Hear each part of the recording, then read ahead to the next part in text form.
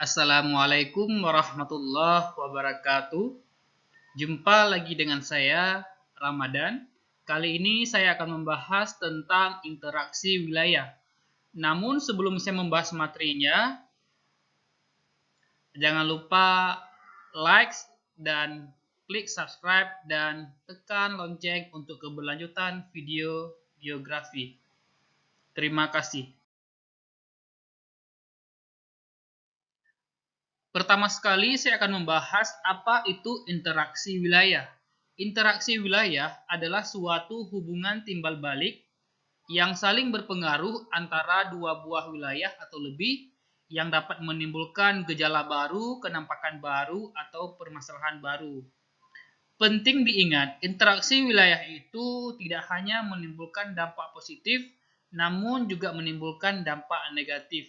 Dan penting juga untuk diingat bahwasanya interaksi wilayah itu tidak hanya terbatas pada pergerakan manusia, tetapi juga terjadi pada pemindahan barang atau jasa atau informasi.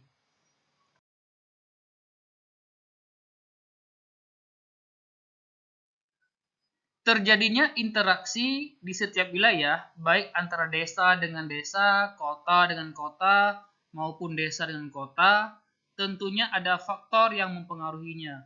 Menurut Edward Ullman, ada 3 faktor yang mempengaruhinya, yaitu spatial transferability, regional complementarity, dan interventing opportunity. Saya akan membahasnya satu persatu. Yang pertama, spatial transferability artinya adanya kemudahan pemindahan dalam ruang. Kita ilustrasikan dua buah wilayah, yaitu wilayah A dengan wilayah B. Di sini ada dua sumber daya alam, yaitu X dan Y. Kita umpamakan X itu beras, Y itu ikan. Wilayah A kelebihan beras, sementara wilayah B kurang berasnya.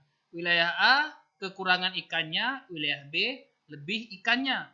Jadi, karena adanya perbedaan sumber daya alam ini, maka wilayah A dan wilayah B saling berinteraksi.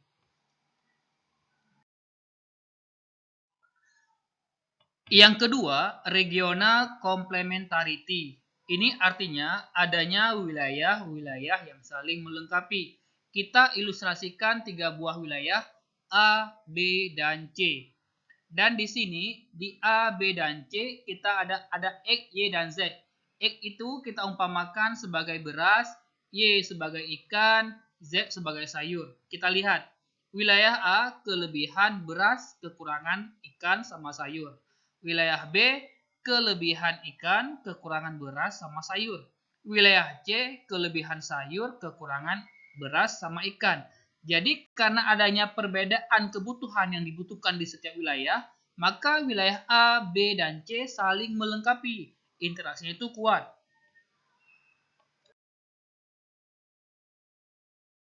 Yang ketiga, intervening opportunity, artinya adanya kesempatan untuk berintervensi.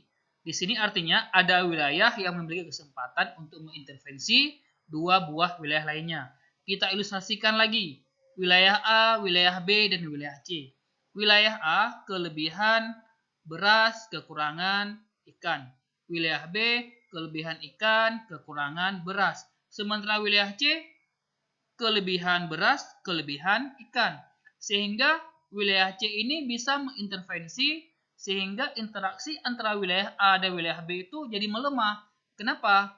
Karena kebutuhan B bisa disuplai oleh C, kebutuhan A bisa disuplai oleh C.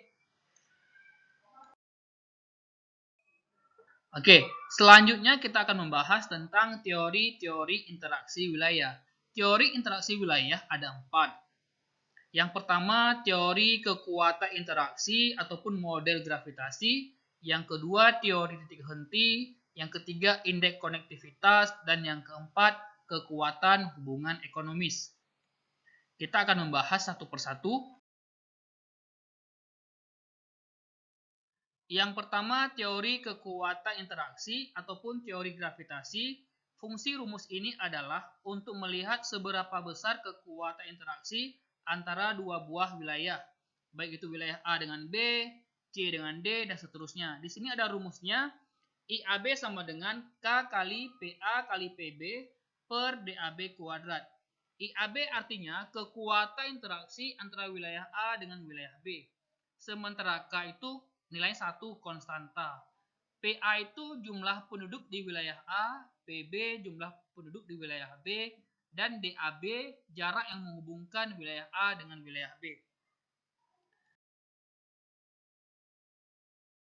Di sini saya menyajikan satu contoh soal yang berkaitan dengan teori kekuatan interaksi.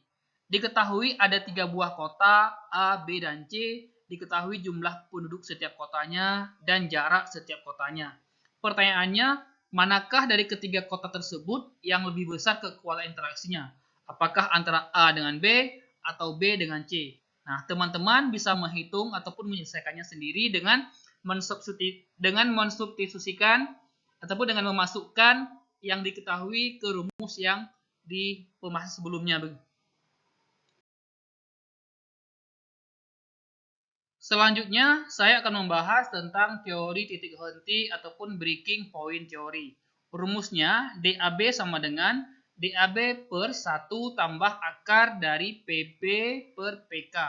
Keterangannya, DAB jarak lokasi paling ideal ataupun lokasi paling strategis diukur dari wilayah yang kecil ataupun sedikit jumlah penduduknya.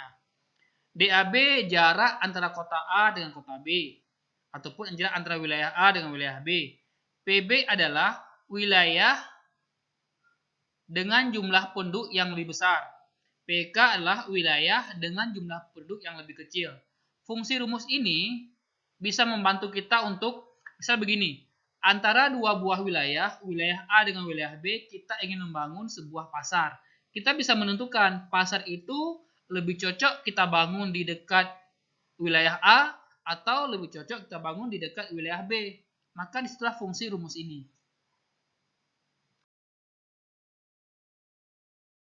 Di sini saya menyajikan dua contoh soal untuk teori titik henti.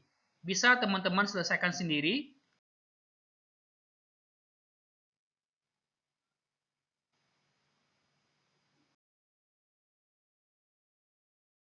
Teori selanjutnya yaitu teori indeks konektivitas.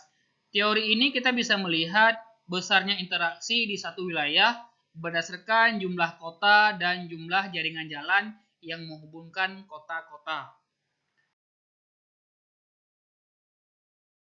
Berikut ada saya sajikan satu contoh soal untuk indeks konektivitas. Jadi, untuk melihat berapa besar interaksi wilayah A dengan wilayah B, kita bisa melihat dengan berapa jumlah kota di wilayah A dan berapa jumlah jaringan jalan yang menghubungkan kota-kota di wilayah A. Demikian juga untuk wilayah B, berapa jumlah kota yang ada di wilayah B dan berapa jumlah jaringan jalan yang menghubungkan kota-kota di wilayah B. Dengan demikian nanti kita bisa menghitung masing-masing indeks konektivitas wilayah A dengan wilayah B. Selanjutnya teori kekuatan hubungan ekonomis. Ini rumusnya dicetuskan oleh Carothers. Rumusnya itu I sama dengan P1 kali P2 per J. P1 itu jumlah penduduk salah satu dari dua kota. P2 jumlah penduduk dari kota lain. J jarak dua kota tersebut. Di sini saya juga menyajikan satu contoh soalnya, bisa teman-teman menyelesaikan sendiri.